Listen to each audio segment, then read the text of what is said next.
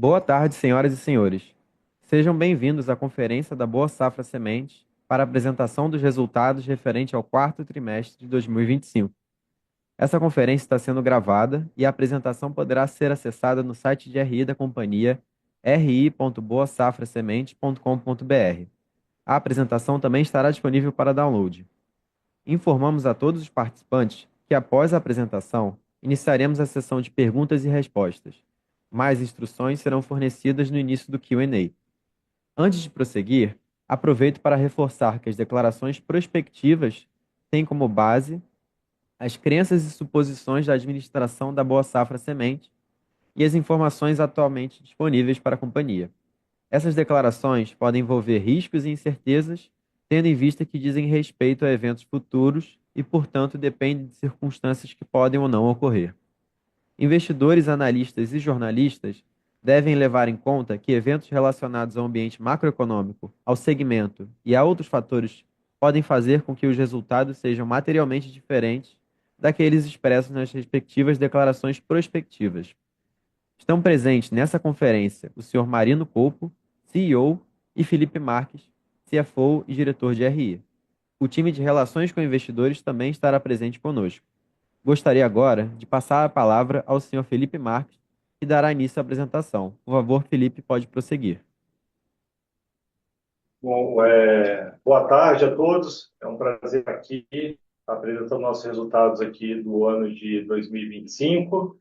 E vou passar já a palavra aqui para o Marino, para ele estar fazendo a introdução e a gente está seguindo aqui a apresentação com vocês. Boa tarde a todos. É uma honra estar com todos vocês, investidores, apresentando aí os resultados do quarto trimestre de 2025. É, bom, é, vou passar rapidamente aqui pela página 4, tá?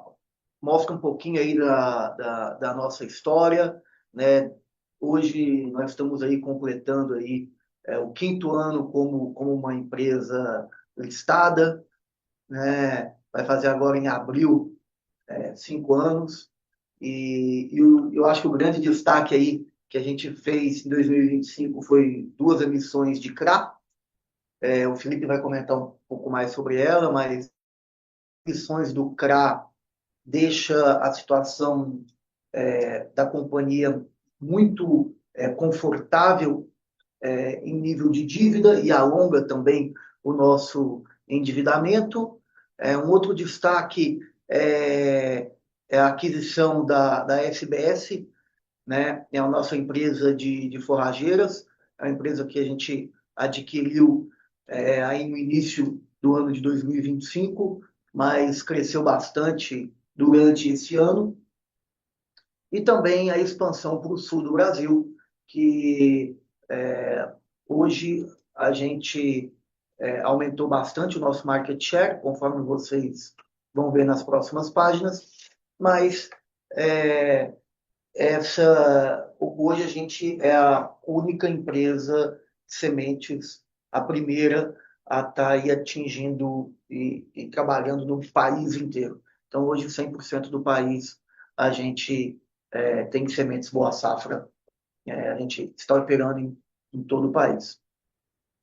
E a gente vai falar um pouco mais, aí já é um ocorrido do ano, foi assinado ontem, a unidade de Tuiutaba, de um projeto dentro da Bestway de crescimento em sementes de milho, e que já foi realizado aí esse ano, tá? Primeira realização do ano.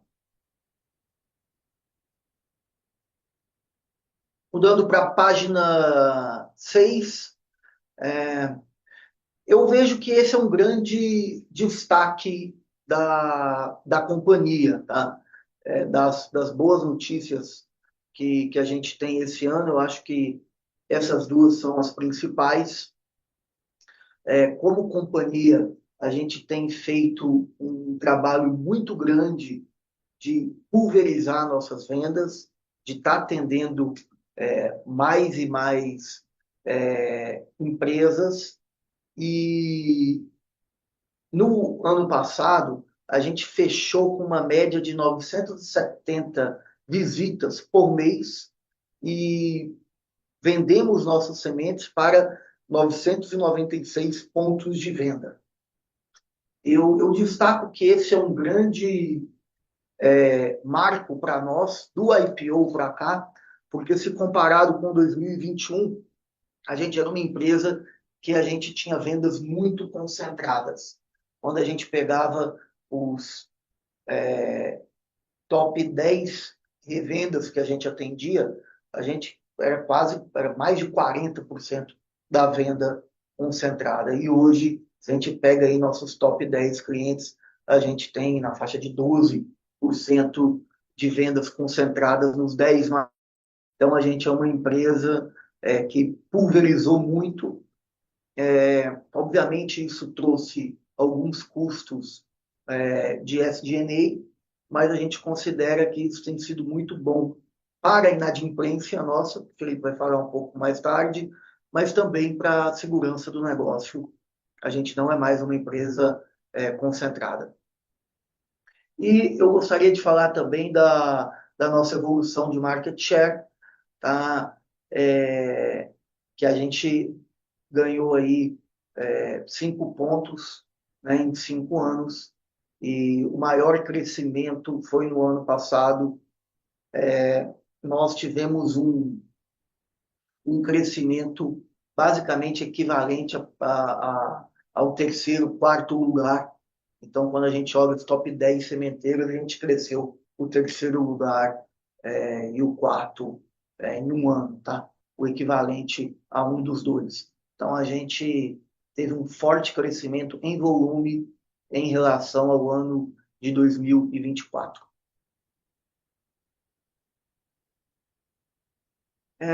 Falando um pouco dos destaques, capacidade produtiva, tá? A nossa capacidade produtiva ela veio a mesma, tá? Então a gente segue agora para 2026 com a mesma capacidade que tinha em 2025. O grande ponto é que para esse ano a gente, para a mesma área produtiva, a gente contratou aí 30 mil hectares a mais. Então, muito em cima da gente conseguir alcançar a capacidade produtiva. Essa tem sido um dos desafios da companhia. A gente não tem conseguido, a gente tem um pouco de capacidade ociosa, e essa é uma das estratégias que a gente tem para melhorar o resultado também. Tá? Então, é diminuir a capacidade ociosa em 2026 e a gente contratou mais área. Então, a gente tem uma crescente de área e esse ano a gente continuou crescendo para 26, crescendo a área contratada, sem crescer a capacidade produtiva na busca da gente chegar em toda a capacidade, em 100% de utilização da planta. E falando um pouco aí sobre a venda, embaixo dá para ver toda a nossa venda, o destaque aí para os 215 mil Big Bags vendidos em 2025, é o nosso recorde, a gente nunca vendeu tanta semente antes. Um ponto negativo que a gente vai conversar depois um pouco mais é a nossa venda de TSI, que cresceu, mas cresceu um pouco aquém do esperado. A gente tem sentido que a crise que tem no agronegócio como um todo tem feito com que o nosso cliente, com que o produtor rural tenha buscado uma semente de menos tecnologia e isso é um dos fatores que tem atrapalhado um pouco o nosso resultado. Tá? Então, a gente vendeu 215,69 com sementes com tratamento. Tá? Aqui eu destaco a presença da Boa Safra. Tá? Hoje nós somos aí uma empresa nacional, estamos com presença em todas as regiões do Brasil. Quero destacar as unidades que foram adicionadas no ano, tá? Então, no ano a gente adicionou Tamarana, no Paraná, e Faxinal, no Paraná. São 2 unidades de soja. tá? Nós adicionamos também Penápolis, que é uma unidade de forrageiras, tá? Então, faz parte aí do nosso negócio com a SBS, tá? Que fica em São Paulo. E ontem nós assinamos aí um contrato com a Singenta, tá? Através de uma subsidiária nossa, Bestway, tá? Uma empresa que também é investida, temos 66% do capital da empresa em Ituiutaba e a gente está dobrando aí a capacidade de sementes de milho da Bestway com esse arrendamento. Tá? Então, essa planta de Ituiutaba é uma planta de sementes de milho. A gente tem visto aí uma possibilidade muito, muito grande de crescimento em sementes de milho para semente de milho que estava, digamos que andando bem devagar nos últimos 2 anos. Era um mercado que estava com sobra de semente no milho, é um mercado que essa sobra foi resolvida e é um mercado que está aquecendo. Então, a gente também enxerga que a parte de milho vai ser muito importante para a gente recuperar o resultado, recuperar o EBITDA que a gente gostaria de ter. Então, eu destaco aí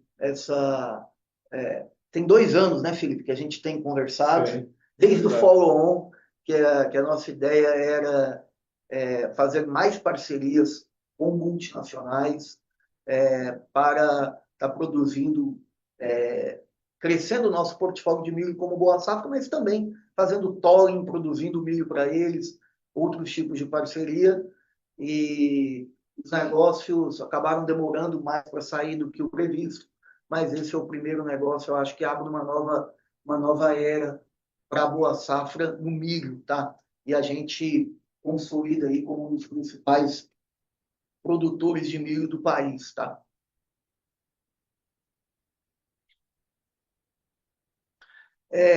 Falando um pouco aqui da carteira de pedidos,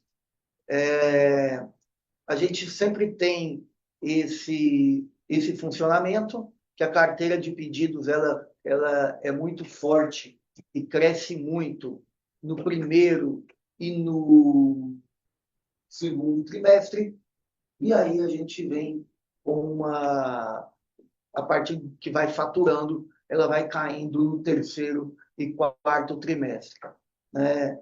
Eu queria destacar um ponto que a gente tem uma carteira aí mais alta no quarto tri, desses 154 milhões, em torno de 25, 27 milhões, para ser exato, são de sementes de soja, tá? Que ficaram para ser faturadas agora nesse primeiro tri, então é praticamente números similares ao que a gente tinha no passado, mas um destaque aí são 120 milhões de outras culturas que a gente tem para faturar a partir do primeiro tri de 2026. Tá?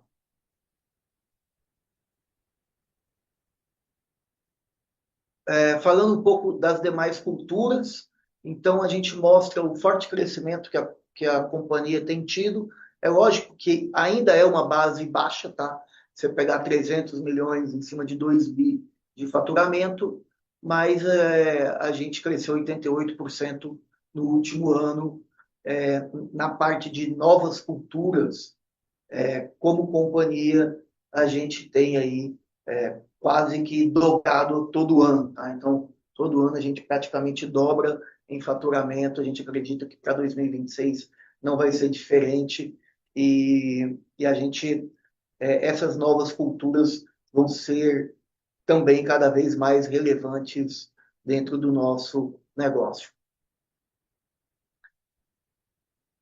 Mudando para a página 12, quero passar aqui para o Felipe, CFO da companhia, falar um pouco sobre os números do resultado.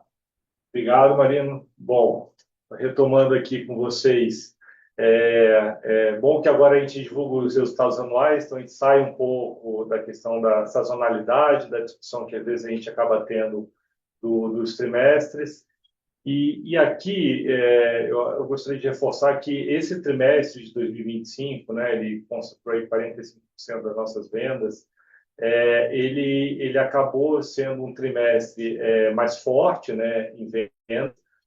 Não necessariamente ele veio em resultado aqui no final do dia, pelos pontos que a gente já vinha comentando com vocês, pelos eventos climáticos que a gente teve de seca e teve um descarte maior de matéria-prima do que a gente previa, mesmo nesse aumento recorde que a gente teve aqui de um ano para o outro em semente de soja, né? A gente esperava ter um crescimento até maior do que a gente teve, mas por um evento climático aqui de seca, a gente acabou tendo um descarte maior vendendo como os grãos. E como vocês sabem, a venda de grãos é uma venda que é uma margem muito baixa, né? Uma margem que tende a zero. Então, ela acaba prejudicando aqui o nosso resultado como companhia. E aí eu acho que essa queda que a gente tem aqui na margem bruta da empresa acaba advindo nesse trimestre, mesmo sendo forte o faturamento, essa rentabilidade mais baixa aqui, né, de 62 milhões de reais, essa margem bruta de 5%. E, consequentemente, acaba também influenciando, de certa forma, o nosso EBITDA da companhia, de EBITDA aqui mais baixa esse ano, com os ajustes aqui de derivativos, a gente vai com uma margem EBITDA ajustada de 58 milhões, 5%. Né? Então, acho que o impacto que a gente teve no ano, mas quando a gente olha aqui o resultado anual da empresa, conforme o Marino comentou, coloca a gente numa posição do agro num ano muito difícil, que foi 2025, e que a gente vê poucos players que cresceram de um ano contra outro, né?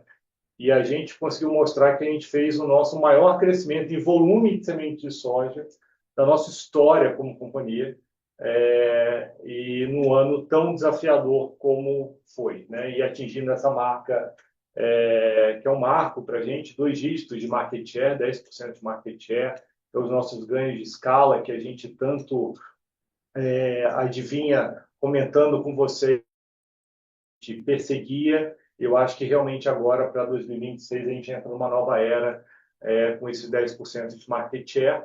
Mas, dado um ano difícil como foi, a nossa capacidade de capturar preço e capturar rentabilidade num ano como esse, obviamente, ficou muito reduzida, né?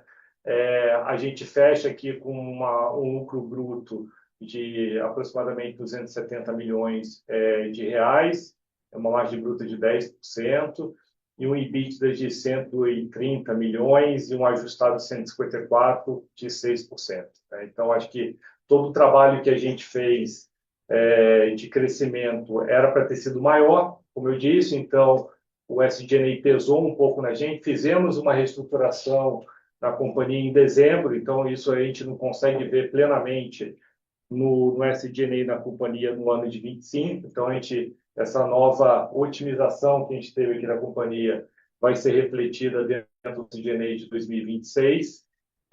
E a gente fecha o ano, né, com lucro líquido aqui consolidado de 101 milhões, e quando a gente olha somente a controladora de 20 milhões. Então, assim, eu acho que um ano difícil como foi, mostrar que a gente vê, né, muitas empresas fechando até no resultado negativo, mostrar que a gente conseguiu crescer e ainda conseguiu realmente fechando numa rentabilidade mais baixa, mas fechando aqui no azul, né? Eu acho que mostra a fortaleza que a companhia entra no ano de 2026, muito bem preparada e muito sólida, que eu vou estar entrando aqui nos slides subsequentes. Então, aqui, como eu disse, a gente bate recorde de receita da companhia, né? Nossa maior receita histórica da companhia, bruta de 2, né, arredondando aqui 2,9 bi de reais. A gente tem o nosso lucro líquido, o EBITDA aqui ajustado de 154 milhões, o nosso lucro líquido de 101, como eu havia comentado, e o CAPEX também que o Marino citou ali. A gente entra para o ano de 2026 sem aumentar a nossa capacidade instalada, né? Então, a gente fez as readequações em algumas unidades para melhorar a nossa flexibilidade operacional. Então, a gente sai dos investimentos que antes a gente fazia de mais de 100, 200 milhões de reais e tem investimentos aqui, né, de 75 milhões em 2025, uma forma da gente realmente preservar mais caixa no momento que juros ainda continuam caro e no mercado de rentabilidades mais restrita do setor. Então, a gente busca agora, trabalha no ano de 2026 muito num trabalho de buscar eficiência com tudo que a gente conquistou. E eu acho que o marco dos 10% de market share nos habilita para jogar esse novo negócio e permitir crescer nas outras culturas, que conforme o Marino ali citou, a gente tem toda essa capacidade aqui instalada de time comercial e unidades à disposição para crescer nas outras culturas da companhia, e aí é uma forma da gente buscar cada vez maior otimização e diversificação da Boa Safra. Bom, o perfil de endividamento, o Marino comentou aqui com vocês, é algo que a gente se orgulha bastante, né? Eu acho que todo o trabalho que foi feito da empresa de estrutura de capital, eu entendo que eu acho que a gente tem uma das melhores estruturas de capital do agro na Bolsa. A gente fez um trabalho tanto na de equity, né, com o IPO lá em 2021 e depois, há 2 anos atrás, a gente fez um follow-on, fizemos emissão de 2 CRAs, né, e além do FIAGRO que a gente tem, então acho que a gente realmente tem um perfil de dívida muito saudável da companhia e a gente tem um índice de liquidez corrente aqui de 6,8 e tendo somente 62 milhões de reais para pagar da nossa dívida nesse ano, ou seja, 95% da nossa dívida está no longo prazo. A maior parte da nossa dívida aqui está em CDI+, ou percentual do CDI, uma pequena parte em PCA e pré-fixada, e a pré-fixada são aqui muitas em taxas subsidiadas. Então, a gente também está acompanhando aqui, né, esse mercado aqui agora com a queda da taxa de juros, a gente consegue estar acompanhando também que cai também as nossas despesas financeiras, porque a maior parte da nossa dívida aqui nem está considerando ainda nem os swaps que a gente fez para percentual do CDI. Então, a gente consegue acompanhar essa redução agora do Banco Central e nas próximas reduções que vierem a ocorrer, também reduzir as nossas despesas financeiras da Boa Safra. Bom, o nosso contas a receber, acho que esse é um ponto aqui, né, sempre que a gente gosta muito de reforçar. E aqui eu acho que é um trabalho que a gente faz como empresa como um todo muito importante, né? Então a gente teve um crescimento da receita, né, maior que a gente teve aqui em semente de soja no final do dia. Obviamente, nosso contas a receber ele cresceu em linha com esse crescimento da receita de venda de semente. E o que a gente mostra para vocês é que a gente fecha aí 773 milhões de contas a receber em 25. Temos um PDD aqui líquido aqui de 13 milhões de reais. Desse PDD aqui é o líquido, tá? Porque aqui tem algumas reversões que a gente conseguiu recuperar no ano, mas quando a total que a gente tem aqui provisionado de fato, a gente da nossa carteira que a gente tem de recebível é aproximadamente 16 milhões de reais, que é em linha com esse 1,7%, né, da nossa carteira. E por que a gente, né, vem tendo historicamente uma carteira bem mais saudável do que a gente compara com o setor do agro? Acho que a Boa Safra agora com 10% de market share fortalece que a gente não é meramente um fornecedor qualquer dos nossos clientes. A gente, na maioria das vezes, nós somos o principal fornecedor em todas as categorias de semente, não só em semente de soja, mas em todas as categorias de semente. Então, a gente realmente é algo relevante para os nossos clientes e isso faz parte da estratégia que a gente consegue negociar com eles. A gente tem capacidade aqui, né, da estrutura de balanço da companhia de dar crédito, mas a gente tem que ter a segurança que a gente vai estar recebendo e a gente negociar aqui as garantias, como garantia real, aval, CPR, endosso dos clientes, para que a gente tenha conforto em estar dando crédito, né, num cenário desafiador para o agro, né, que os bancos estão cada vez mais restritos, o governo também cada vez dando menos recurso subsidiado para a agricultura, e a gente a gente entende que a questão do crédito aqui ela acaba sendo relevante para o nosso crescimento como companhia, e a gente consegue ter uma boa qualidade aqui da nossa carteira, que a gente vem demonstrando ao longo dos anos, e nada diferente do que agora a gente fecha esse ano, e estamos trabalhando, né, com esse perfil aqui de garantia, seguro de crédito que a gente tem, para essa carteira de 773 milhões que a gente tem a receber aqui ao longo do ano de 2026. Bom, da saúde financeira, quando a gente olha a dívida líquida ajustada da companhia, a gente tem aqui uma dívida líquida ajustada de 381 milhões de reais, aqui já tirando aqui os efeitos aqui do FIAGRO. E quando a gente olha aqui a liquidez da controladora, a gente vê que a gente realmente permanece aqui com nível de liquidez corrente muito alto, né? De 2 vezes. Acho que aqui é importante mencionar, quando a gente olha a controladora, né, que é uma visão assim mais conservadora de estar olhando do que eventualmente a consolidada, quando a gente olha o ano inteiro de 2025, a gente teve despesas financeiras, resultado financeiro líquido de 75 milhões de reais no final do dia. E quando a gente olha ali o nosso balanço no final de dezembro, ele não mostra o filme do ano. Então, quando você olha o resultado financeiro líquido, você consegue ter, como a gente é uma empresa muito sazonal, você consegue ter um retrato do filme.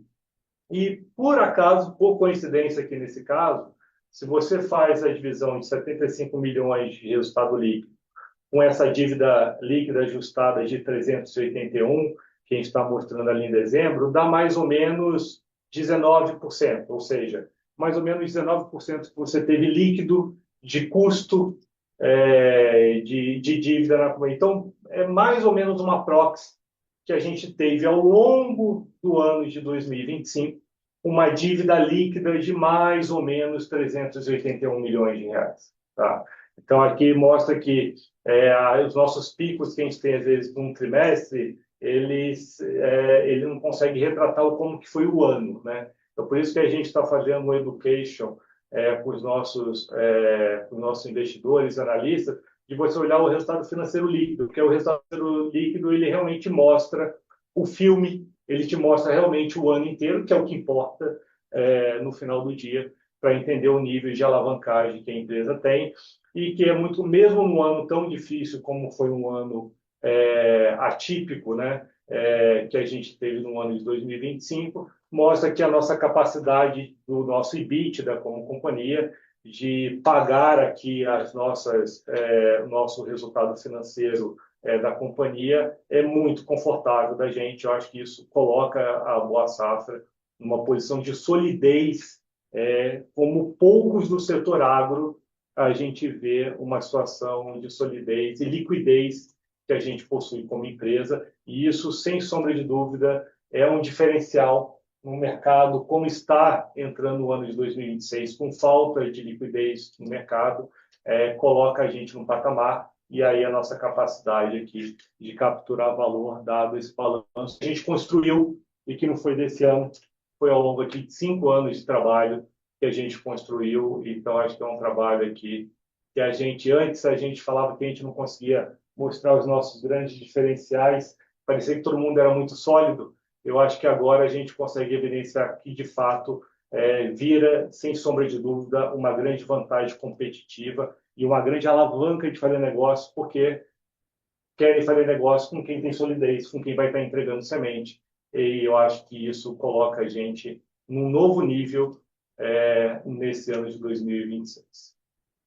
Bom, o fluxo de caixa da companhia. Aqui acho que é um ponto importante, que mesmo num ano de tão crescimento, baixa rentabilidade, menor rentabilidade que a gente teve pelo efeito climático, a gente foi parecido a questão aqui do consumo de caixa que a gente teve da companhia. No ano de 2024 foi de 60, esse ano foi 90, aproximadamente 90 milhões de reais, mesmo no ano com uma maior necessidade de crédito no mercado. Então, mostra que esse crescimento aqui que a gente teve aqui na ordem de quase 50%, ele foi muito alinhado com o crescimento da nossa receita como empresa também no final do dia, principalmente quando você olha a receita de sementes, que é onde que consome de fato capital de giro para a companhia. E agora que a gente entra nesse ano de 2026, permanecendo com a mesma capacidade instalada, né,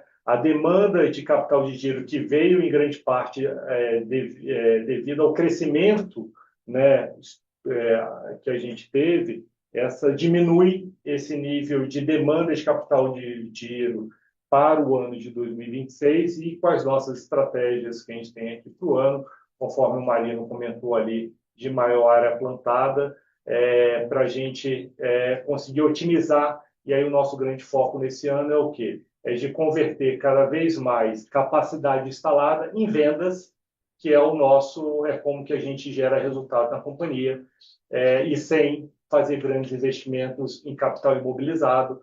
Então, acho que o que a gente fez lá com a Syngenta mostra que a nossa estrutura super asset light, né, adicionando num negócio que era para ser capital imobilizado, a gente traz um arrendamento. Então, mostra como que a gente está disciplinado aqui na companhia para esse ano de 2026, na questão de alocação de capital, e dado essa não crescimento da capacidade instalada, nos coloca uma posição muito boa para a geração de caixa operacional no ano de 2026. Bom, acho que esses eram os principais pontos que eu gostaria de compartilhar com vocês. Quer fazer algum comentário? A gente Não, acho que tem que abrir para perguntas, né? Então, vamos dar um tempinho aí, vamos chamar vocês para o Q&A. Obrigado a todos. Iniciaremos agora a sessão de perguntas e respostas. Caso deseje fazer alguma pergunta, por favor, pressione o botão levantar a mão. Se a sua pergunta for respondida, você pode sair da fila clicando sobre abaixar a mão. Para fazer perguntas por escrito, por favor, utilize o ícone de Q&A, informando nome, empresa e a sua pergunta. A nossa primeira pergunta é do Gustavo Troiano, do Itaú BBA. Boa tarde, pessoal. Obrigado por pegar minhas perguntas aqui. Tem dois pontos do nosso lado que a gente queria explorar com vocês. O primeiro sobre expectativa de rentabilidade para 2026, né? Eu acho que vocês já comentaram um pouquinho no próprio relatório de resultado sobre o fato de o mercado seguir difícil, né? Agora no começo do ano, a rentabilidade do produtor ainda está um pouco pressionada. Só que do outro lado, vocês também têm falado bastante nessa trajetória de eficiência, né, de vocês, que já faz alguns meses que a gente tem discutido, mas eu queria tentar pegar um balanço dessas duas variáveis para a gente tentar quantificar um pouco do que esperar para a margem de 2026, se dá para esperar, né, uma retomada para patamares mais próximos do histórico, enfim, qualquer granularidade que vocês conseguirem dividir, né, nessa discussão de rentabilidade seria ótimo, né? E aí a segunda pergunta, pessoal, tentando focar um pouco aqui no ponto que o Marino já comentou sobre a diversificação na base de clientes, fica bem claro, é evidente os benefícios que vocês têm ao diversificar a base de clientes, né? Na redução de risco e tudo mais. Mas isso vem com um custo, né? E o Marino comentou um pouco do custo de chegar nesses novos clientes. O que eu queria ouvir de vocês aqui seria tentar codificar também um pouco do que a gente deve esperar, né, para o nível de despesas logísticas de vocês para atender essa base mais diversificada e o que seria um novo nível recorrente, né, para a gente tentar entender o que é o normal aqui nessa nova dinâmica, dado que agora a base está bem mais expandida. Obrigado, pessoal. Obrigado. Obrigado a você, viu, Gustavo? Ó, foram muito boas as perguntas. E assim, a sua primeira pergunta, tá? Para a gente tentar basear o que é o projeto Eficiência e a dificuldade do ano. E você está certo, tá, Gustavo? A gente tem tentado não esconder isso. Tem toda a cara de que é um ano difícil, é um ano que ainda tem sobra de sementes, muitas empresas de semente no mercado, tá? E esse é um ponto negativo, mas Vamos lá. Eu vejo que é um ano meio que parecido com o ano anterior, tá? Eu não vejo que vai ser um ano mais difícil do que o ano anterior, até porque pelas conversas que a gente teve com outros sementeiros, existe uma tendência de redução de volume, tá? Então talvez seja um ano na margem um pouco mais fácil, mas ainda apertado, o produtor ainda apertado com crédito, pouco dinheiro no sistema, o preço da commodity baixo. Então, eu ainda acho que é um ano difícil. O lado bom é que a gente tem feito um trabalho muito grande dentro de casa, um trabalho muito grande de redução de custo, de ganho de eficiência, de ganho de escala, de ver quais são os erros, de comparação. É, a gente expandiu rápido, tá? Então, nós saímos aí do IPO para 3 unidades e hoje, entre milho e outras culturas de CD, você vê que a gente tem 18 unidades. Tá? Então, de fato, esse crescer rápido, tá? Tanto em vendas quanto em capacidade operacional, ele vem com alguns ganhos de ineficiência. Tá? A boa notícia é que a gente identificou e a gente tem feito um projeto de eficiência muito, muito parrudo dentro da companhia.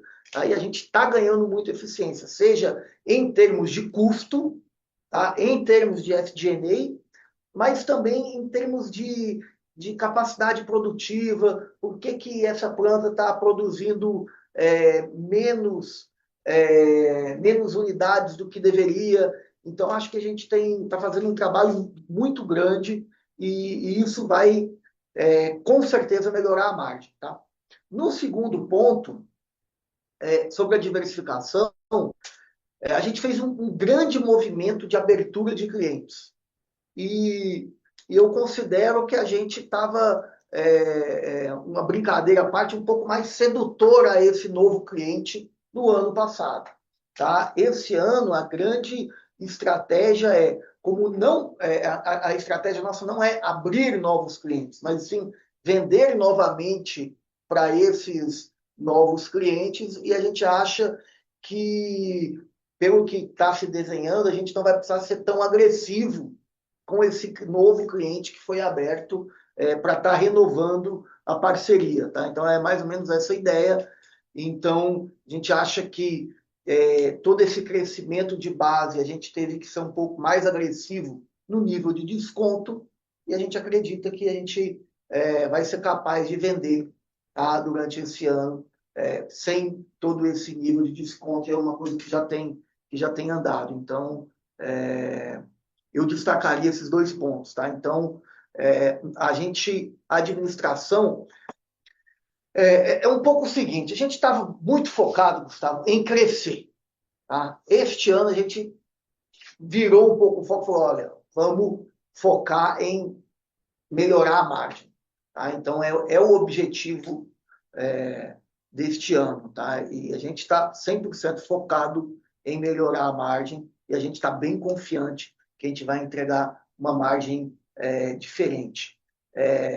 Mas a gente achou que era muito importante ter feito esse crescimento no ano passado, quando o mercado deu, e a gente teve várias RJs no setor e deu toda essa oportunidade para a gente abocanhar 2 pontos de share. A gente também tinha plantas que a gente estava vindo construindo e a gente ia ter uma ociosidade. Então, a gente aproveitou, foi como uma estratégia. Tá? Eu até comentei em algumas reuniões, se vocês veem, o último M&A do setor, o valor que foi pago por uma empresa do setor, a gente conseguiu crescer no ano passado um volume maior do que essa empresa. Tá? Então, em tese, a gente, na minha visão, a gente abdicou um pouco de resultado, tá? Mas para crescer a empresa em 25% de tamanho. Tá? Então, é quase como um M&A greenfield que a gente fez dentro da companhia. Essa é a nossa visão. Tá? E já agora, para esse ano, a gente está focado na retomada de margem. E esses 2 pontos que você perguntou são muito bons para ilustrar isso. Perfeito. Muito obrigado. Obrigado. Obrigado. A nossa próxima pergunta é do senhor Henrique Brustolin, do Bradesco BBI. Boa tarde, Marino, Felipe. Obrigado por pegar minhas perguntas. Boa Deixa tarde. eu começar com um follow-up rápido na questão anterior, até para pensar, né, no SG&A, que, como vocês comentaram, foi um ofensor importante em 2025. A gente pode imaginar uma queda nominal de SG&A em 2026, com tudo isso que está acontecendo? Eu acho que isso ajudaria a pensar um pouco essa história, né, de recomposição de margem em 26. Essa é a primeira pergunta.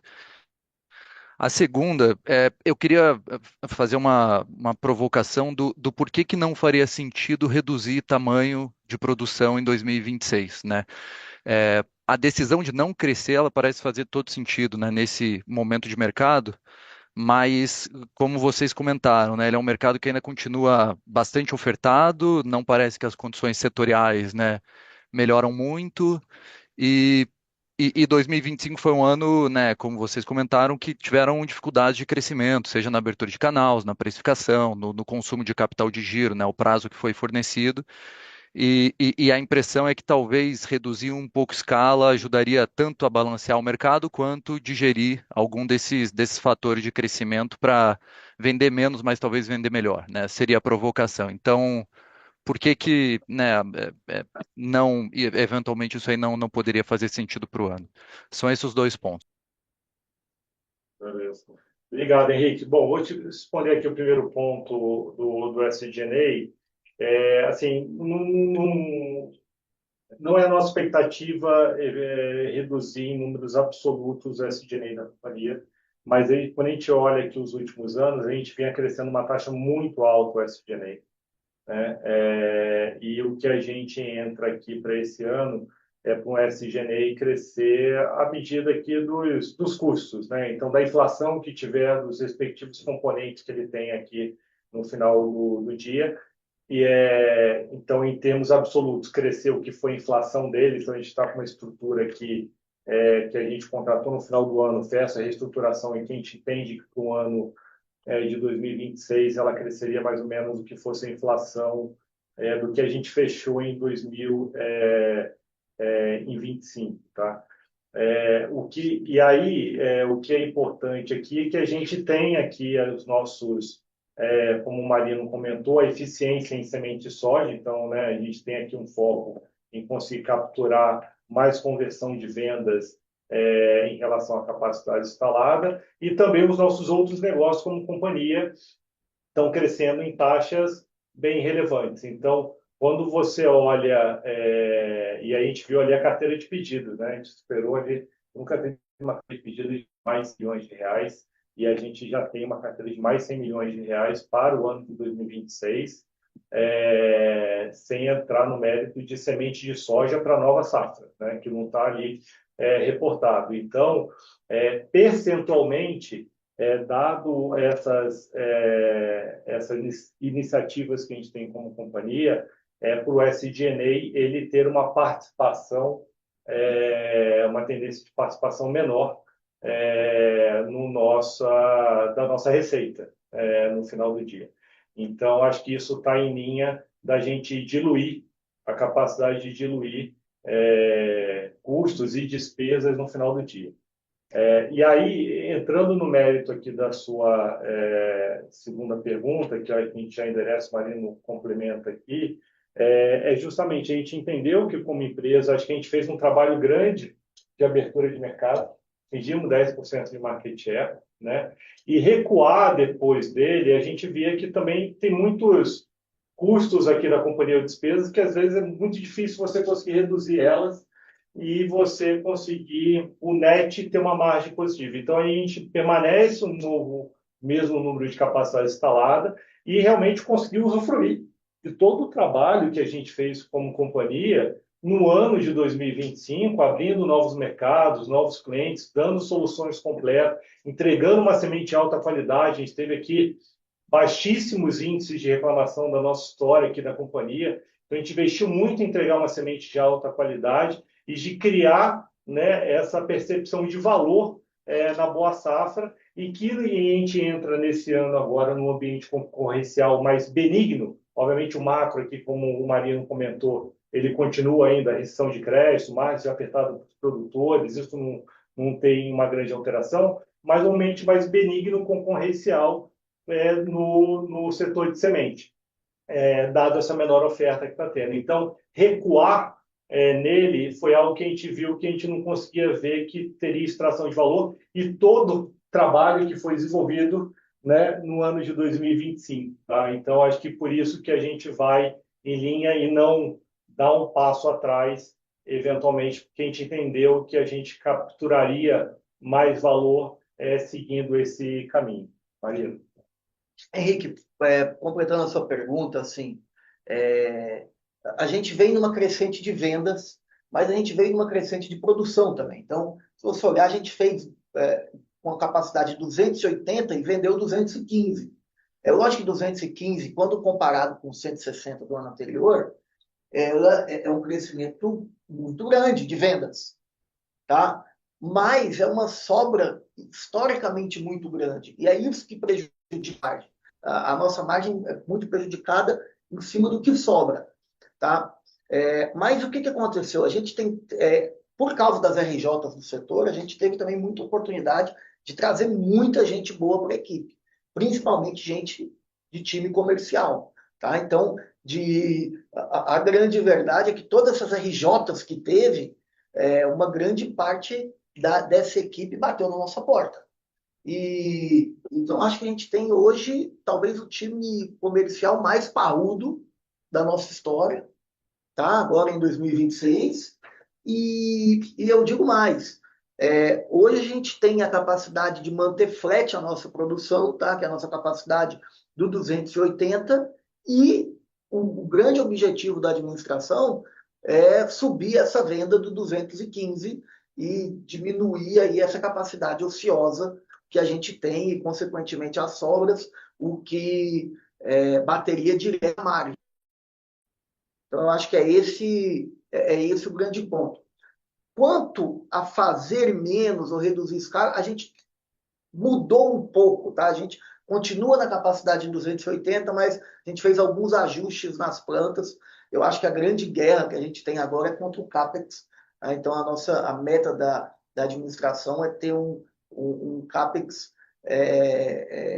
realmente muito baixo para 2026 e para os próximos anos a gente conseguir crescer um pouco, basicamente sem CAPEX. Tá? E isso em soja. Nas outras culturas, a gente está em estratégia um pouco diferente, que a gente está vendo um mercado muito mais positivo para elas. Aí é um cenário de vento a favor, tá? Principalmente no milho, que a gente fez a operação com a Syngenta. Tá? Tá bem claro, Marino, Felipe. Obrigado. Obrigado. A nossa próxima pergunta é do senhor Pedro Fonseca, da XP. Boa tarde, Marina. Boa tarde, Felipe. Obrigado aqui pela oportunidade da pergunta. O primeiro ponto que eu queria explorar com vocês é em relação a esse comentário aqui que vocês destacam a revisão de portfólio. Né? Nosso entendimento, lendo o comentário, é que além, né, das dificuldades com qualidade e desse oversupply que o Marino comentou, a impressão que dá é que também houve ali um mismatch entre a demanda efetiva do mercado e o portfólio que a companhia montou. Né? E aí a primeira pergunta nessa linha é: isso faz sentido, esse nosso entendimento? E o segundo ponto é se vocês conseguem dar um pouco de revisão, de visão para a gente, né? O que é essa revisão de portfólio que vocês estão fazendo, né? Eventualmente, qual que é a diminuição do número de cultivares, se é alguma coisa mais relacionada com posicionamento e pricing point. Então, qualquer cor nesse sentido seria interessante. E o segundo ponto que eu queria explorar, a gente sabe que ainda é cedo demais para falar de qualidade, né? Mas a colheita foi muito chuvosa em algumas regiões que a gente sabe que é uma questão difícil, né? Pensando na formação de qualidade de semente. Então, a minha pergunta nesse sentido é o que a companhia tem feito para endereçar ou eventualmente para superar essa questão de dificuldade na formação de qualidade das sementes. Essas são minhas perguntas. Obrigado. Muito obrigado pelas perguntas, viu, Pedro? Eu vou falar um pouco sobre elas, se o Felipe quiser comentar. Assim, Pedro, é uma verdade, a gente cresceu rápido e, e a gente pegou dois momentos, tá? Um momento de crescimento nosso e um momento de troca de biotecnologia, que os materiais estavam trocando. Então, você teve esse momento da gente crescer e estar entrando em regiões que a gente não conhecia tanto. E junto com a troca de tecnologia, o que fazia o portfólio ficar um pouco maior, você tinha que carregar produtos da tecnologia anterior, que eram bons de venda, com novidades que é o que o pessoal queria degustar ou conhecer. E a gente bateu aí 102 cultivares dentro do portfólio. É muito, tá? Então, um problema dessa sobra, basicamente são três problemas. É a perda de qualidade, é o que a gente produziu e chegou no final não deu qualidade, a gente teve que descartar. Tinha mercado, mas não teve qualidade. A gente teve erro de portfólio, é que a gente produziu material a mais do que o mercado absorveria, ou que a gente não teria capacidade de vender, e o outro é não venda de fato, tá? Então, que é um produto que a gente identifica que ele teve mercado, mas em algum momento a equipe de venda falhou. Então, esses três somados dão a sobra, tá?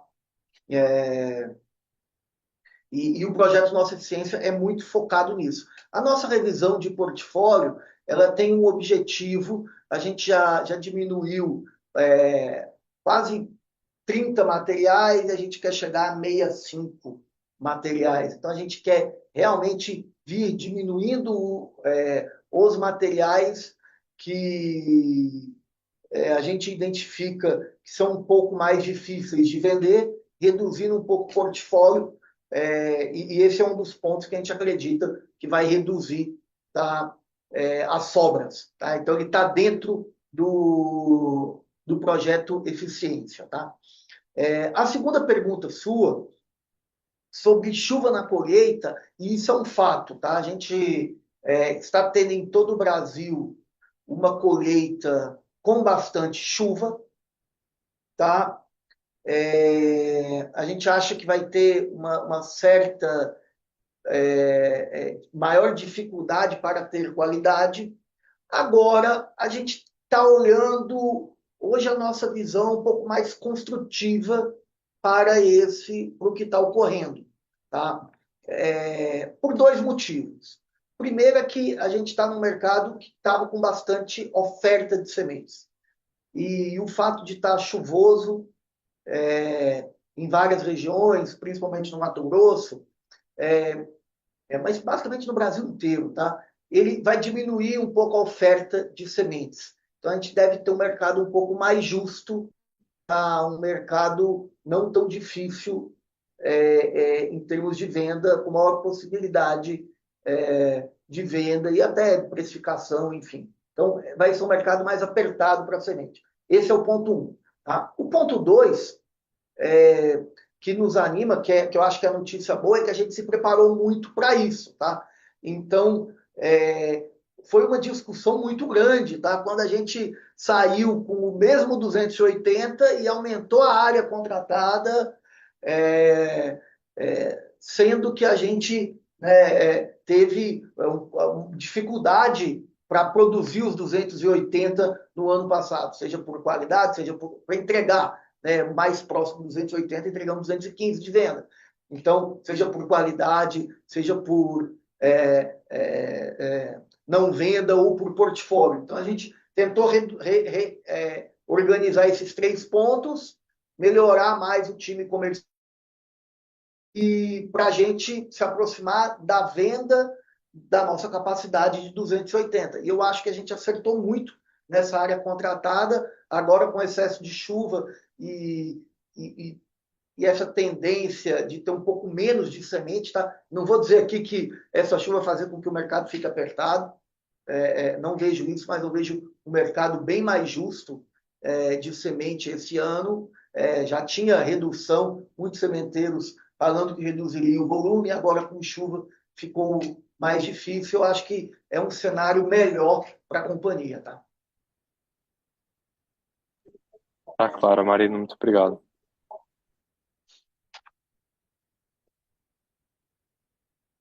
A nossa próxima pergunta é do senhor Gabriel Barra, do Citi. Olá, Marina, Felipe, obrigado por pegar minhas perguntas aqui. Eu tenho duas. Eu acho que a primeira, vocês falaram até sobre a questão do milho, né, que vem com bons olhos, esse mercado de milho. Agora, recentemente, vocês fecharam um contrato de arrendamento com a Syngenta via Bestway.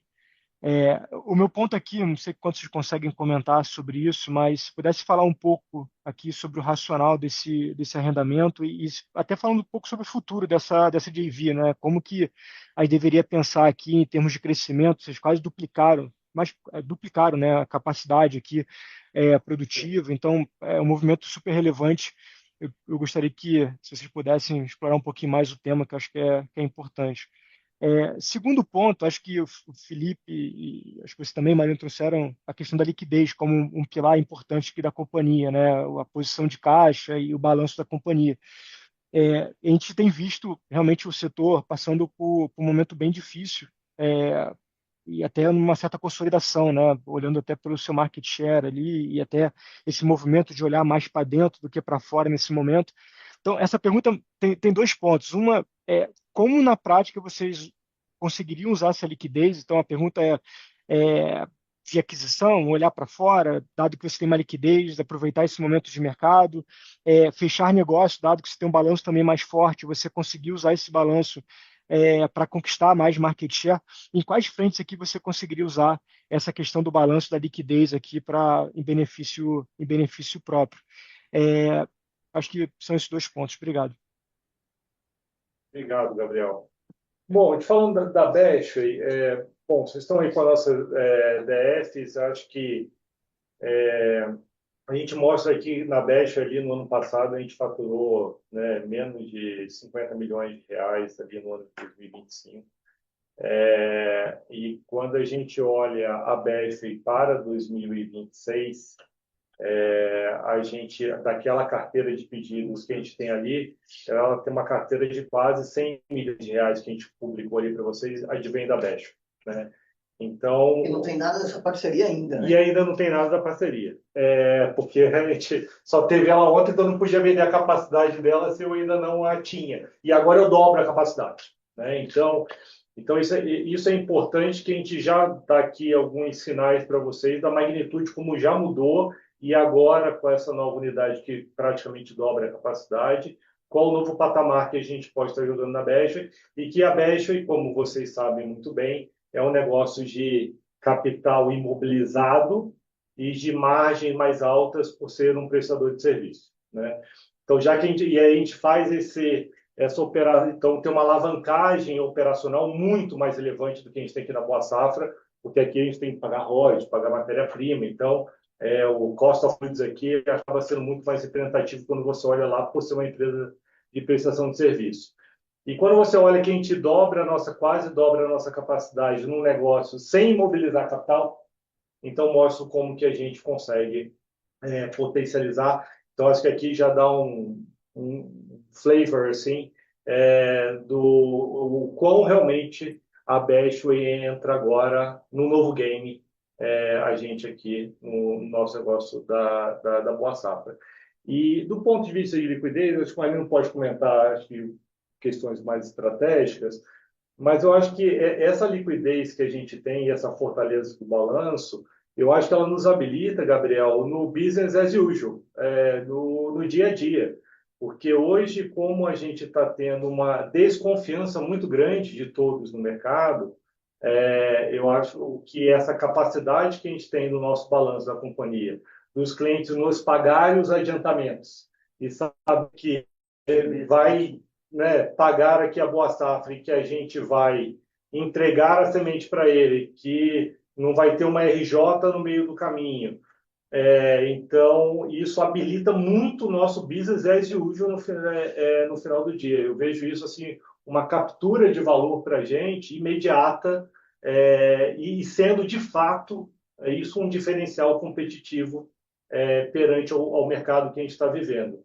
Então, isso, de fato, a nossa capacidade, por isso também não de dar um passo atrás no final do dia, seria um desperdício, depois de tudo isso que a gente conquistou e estando tão líquido do jeito que a gente está, dar um passo eventualmente para trás nesse sentido. Tá? Então, acho que esse é um ponto. Eu vou deixar o Marino falar aqui do ponto de vista mais estratégico da gente estar olhando essa liquidez, do que a gente poderia também estar explorando.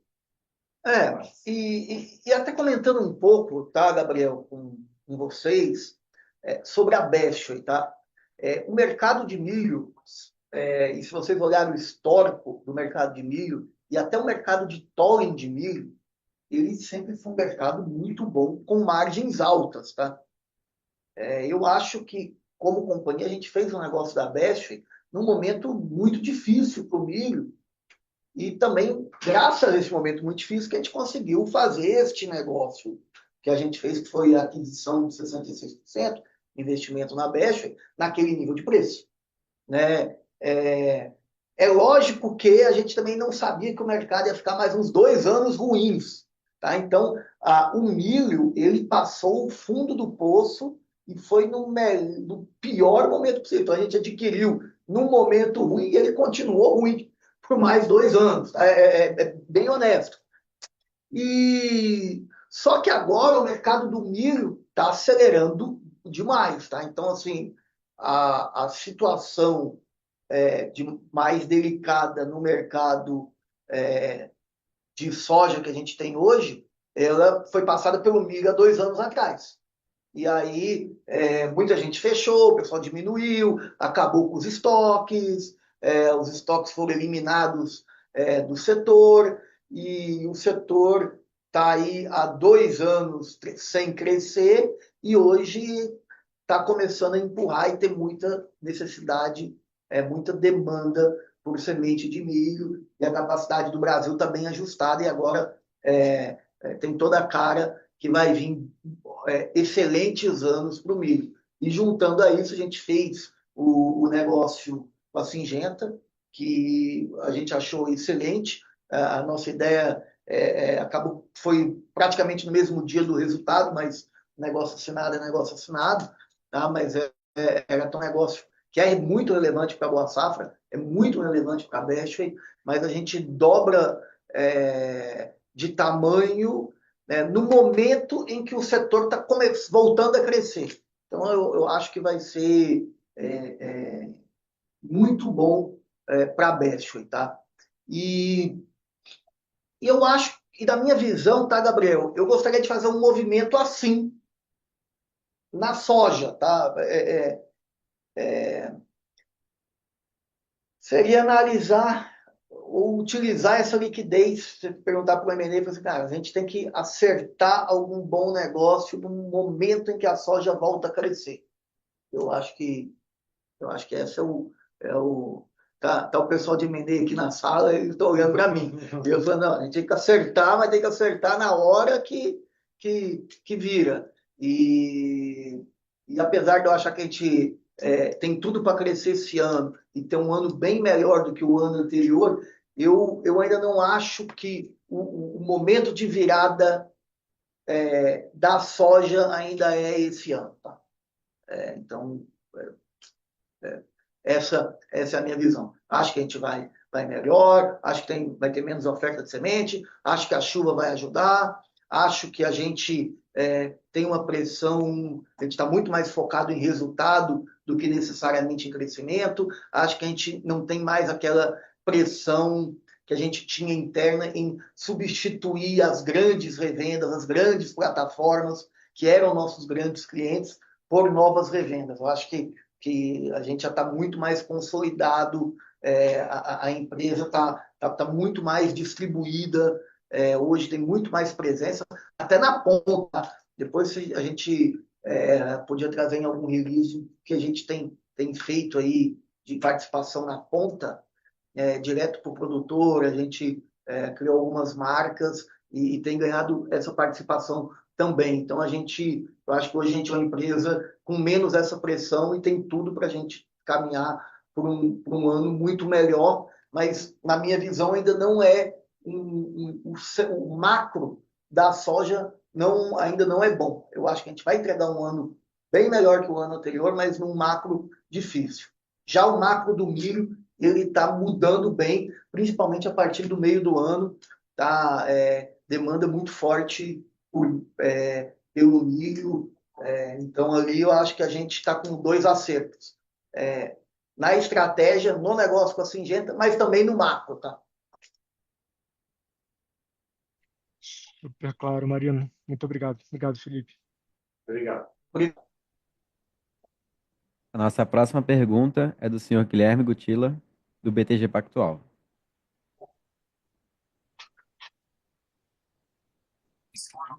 Oi, Marino. Oi, Felipe, tudo bem? Boa tarde.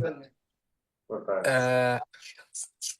Tem só um follow-up aqui do nosso lado, por favor. Eu acho que a gente queria entender um pouquinho melhor a margem de vocês. Então, aí vocês já comentaram algumas vezes durante o call sobre os principais ofensores de margem que vocês tiveram. Então, só citando alguns aqui de cabeça, por exemplo, esse ganho de clientes, algumas vezes oferecendo desconto, também contratação de equipe de outras empresas, que vocês viram muitas vezes oportunidades acontecendo no mercado. Mas algo que não ficou muito claro para a gente, e isso é muito importante olhando para frente, é quais desses componentes que afetaram as margens de vocês consideram estruturais e quais deles seriam conjunturais. Isso é importante porque a gente quer entender mais ou menos qual que é um novo nível de margem de rentabilidade que a gente pode esperar para a empresa para frente. Enfim, se vocês pudessem ajudar a gente um pouco nesse ponto, seria ótimo, por favor. Tá. Guilherme, eu vou falar dois pontos aqui, o Marino me complementa. Dois pontos que eu acho que não foram muito bem, que a gente talvez não tenha deixado claro aqui no call, acho que não deixamos mesmo, mas a gente teve uma pressão no quarto trimestre do ano muito grande com relação a esse desespero que teve de uma produção de semente muito alta e tentando fazer vendas de semente a preços muito baixos. Então, a gente teve realmente no quarto trimestre do ano esse evento de tentar monetizar ao máximo do que vender como grão, e a gente viu depois, em alguns casos, se traduzir, a gente entendeu até o porquê, né? Em alguns casos entraram em RJ, então ele queria fazer de caixa a qualquer custo, não importava como, né? Então acho que esse é um fator realmente que deteriorou muito, porque historicamente, se você vê a nossa carteira de pedido que a gente mostra para vocês no terceiro tri, o que a gente acaba faturando de semente, ela acaba sendo bem superior ao que a gente mostra na carteira de pedido. Então, a gente não foi capaz de capturar esse mercado de vendas adicionais porque eram preços abaixo de custo, que não fazia sentido a gente estar praticando. Então, a gente não participou dele no final do dia, então a gente não conseguiu capturar essas vendas no final e prejudicou as vendas, de manter as vendas também que a gente já tinha. Então, esse impacto no top line, de fato, a gente sofreu ali no quarto tri, dado esse ambiente. E aí, adicionado o que o Marino comentou com você, a gente teve realmente um ano climático de perda de qualidade que a gente teve devido à seca, foram muitos dias consecutivos de seca. Semente é um ser vivo, ele tinha uma boa germinação, um bom vigor, mas chegou lá no final, lá no quarto trimestre, caiu abruptamente a qualidade dele. E qualidade não é negociável com a gente, né? Então a gente teve que descartar esses volumes, e esses volumes venderam como grãos. Então, quando você vê lá a nossa capacidade instalada, 280 versus que a gente vendeu ali, acabou sobrando ali no final do dia 23% no final. Então, a gente acabou perdendo e vendendo isso como grão, que isso acaba sendo um detrator aqui da nossa margem, e a gente estava, sim, preparado para vender mais no final. Então, acho que são fatores que realmente foram dois fatores que ocorreram mesmo simultaneamente no final, nesse quarto tri, e que eles que, de fato, prejudicaram aqui a nossa rentabilidade no quarto TRI e entendo que ele de forma hiperpontual. Eu acho, conforme o Marino já comentou aqui com vocês, a gente entra pela primeira vez na história a quantidade de campos contratados superior à nossa capacidade instalada, 302 versus 280 mil Big Bang de capacidade instalada. Então, a gente nunca teve tantos campos contratados em relação à capacidade instalada e a gente entra num ambiente concorrencial menor, todo mundo entrando no ano produzindo menos e ainda mais com esses efeitos da chuva da colheita, ou seja, menos oferta, menos caixa também que todo mundo tem para conseguir fazer essas operações. Então a gente entra, esses dois eventos que a gente sofreu no ano passado, eles parecem já estar bem mitigados para esse ano de 2026. Marina, não sei se quer. Eu concordo contigo. Obrigado pela pergunta, viu, Guilherme? Mas eu concordo. Eu acho que teve. Eu acho que a conjuntura é difícil, tá? A conjuntura, aperto de sementeiro, eu sinto que nós concorrentes, bom, não entra nem RJ, né? Mas tem muito sementeiro com aperto no caixa, isso faz com que alguns façam negócios que não deveriam fazer, mas eu vejo que a gente tem sido muito capaz de construir uma grande equipe, de montar um grande time, de abrir novos clientes, de ampliar nossas vendas. Eu acho que a gente vai ser. Eu acho que toda essa melhora que a gente fez, eu acho que a gente vai capturar muito mais durante esse ano. Perfeito, pessoal. Obrigado. A sessão de perguntas e respostas está encerrada. Gostaria de passar a palavra ao senhor Marino Copo para que faça as considerações finais. Olha, eu gostaria de agradecer a todos vocês. É uma honra e um prazer imenso estar aqui com todos vocês, investidores, apresentando aí os resultados do quarto trimestre de 2025. Obrigado. Um excelente ano a todos. A conferência da Boa Safra Sementes está encerrada. Agradecemos a participação de todos e desejamos uma ótima tarde.